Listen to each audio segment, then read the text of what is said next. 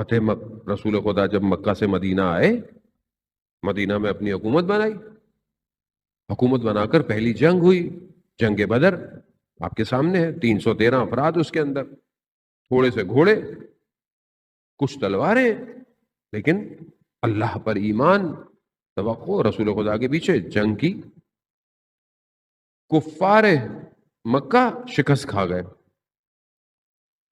اب جو ہے وہ غالباً سعید بن عمیر ہے یا عمیر بن سعید ہے، شخص ہے بہرحال، مسجد الحرام جو ہے بنی ہوئی اس زمانے میں جو جگہ تھی مکہ کے پاس، داخل ہوا اندر، کیا دیکھا؟ صفان بن امیہ بیٹھا ہوا ہے جھک کر، عجیب سی حالت میں۔ اس نے جا کے بولا کہ کیا ہوا؟ اب اندر غصہ ہے، کیا؟ یہ جو نام لیا رسول کا، یہ ہمارے درمیان میں تھا، ہمارے درمیان رہتا تھا، ہم نے مارنے کی بھی کوشش کی مگر نہیں چلا گیا، اور وہاں جا کر اس نے حکومت بنا لی ہے، حکومت بنا کر ہمیں شکست دے دی۔ کہا کہ کوئی ہو اور جا کر اس کو مار کے آ جائے نا۔ تو یہ وہاب ابن عمیر کیا کہتا ہے؟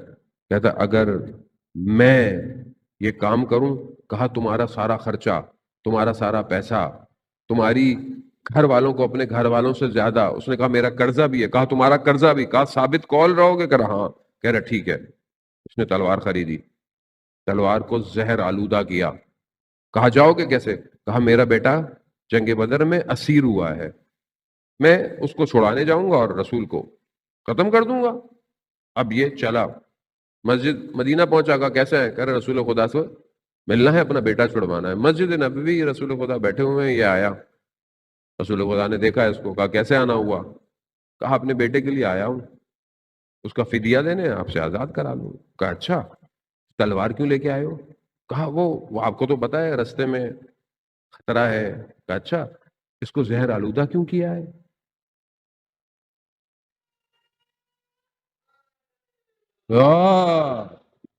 اب پریشان ہو گیا۔ اب اگر نبی کو نہ پتا ہو غیب کی باتیں، یہ مجھے نہیں سمجھ میں آتا، بعض مسلمان پتہ نہیں کیوں ایسی باتیں کرتے ہیں۔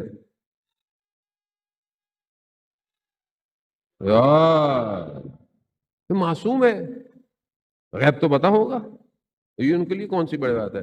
جب یہ کہا نا کہ یہ کیوں کیا، تو پہلے تو انکار کرنے لگ گیا، انکار کیا اس نے۔ کہا اچھا، مکہ کے پاس صفان کے ساتھ بیٹھ کر تم نے مگر پلاننگ نہیں کی ہے، تمہارے گھر والوں کے پیسے دے گا، تمہارے قرضوں کو دے گا۔ اب تو یہ کہا لگتا ہے تیسرے شخص آپ تھے وہاں۔ آ گیا، پاؤں میں پڑ گیا، ایمان لے آیا، مسلمان ہو گیا، بیٹا آیا مسلمان ہو گیا۔ اب ادھر صفان انتظار کر رہا ہے رسول کو مار کے آئیں گے۔ اب یہ مکہ میں داخل ہوئے، کہا کیا ہوا؟ کہا ہم تو مسلمان ہو گئے، ہم تو، یہ ہے خاشیت، اثر پذیری، قبول کر لیا رسول کو۔ ناراض ہو گیا وہ، کہا میں نے تمہیں نہیں، میں تمہارا بات ہی نہیں کی۔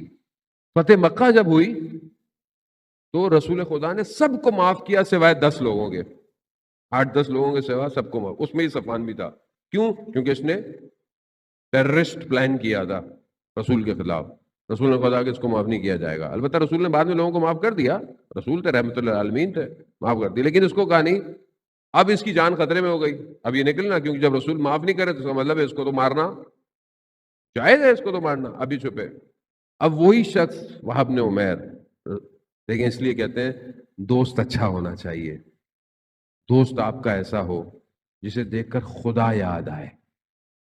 اچھا، تو یہ دوست تھا نا، دوست تھا، اس حالت میں رسول کے پاس آیا سفارش کرنے، یا رسول اللہ میرا دوست ہے، معاف کر دیجیے۔ رسول خدا نے کہا چلو معاف کر دیتے ہیں، میرا امامہ لو، کیونکہ اگر وہ اکیلا باہر نکلا تو اس کو مجھے پہنچنے سے پہلے مار دیں گے، میرا امامہ لو تاکہ لوگ اس کو کچھ کہیں نہ۔ اس کو لے کر آئے، مسلمان ہوا، جنگ حنین میں مولا علی کے ساتھ تھا۔ یہ ہے اثر پذیری، خاشیت ہونا، یہ ہے ہمارے، یہ ہمیں اپنے اندر پیدا کرنی ہے۔ جانے وہ تم کربلا، یہی خاشیت تو بیان کر رہی ہے۔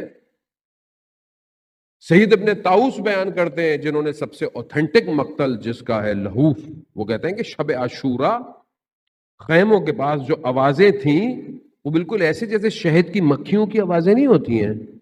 کس چیز کی آوازیں تھیں؟ قرآن کی تلاوت کی، نماز کی، مناجات کی آوازیں. کیوں؟ خدا